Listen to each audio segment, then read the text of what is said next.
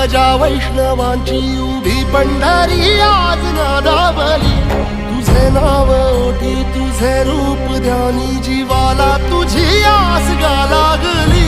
जरी बाप साऱ्या जगाचा परी तू आम्हाले कराची विठू माऊली।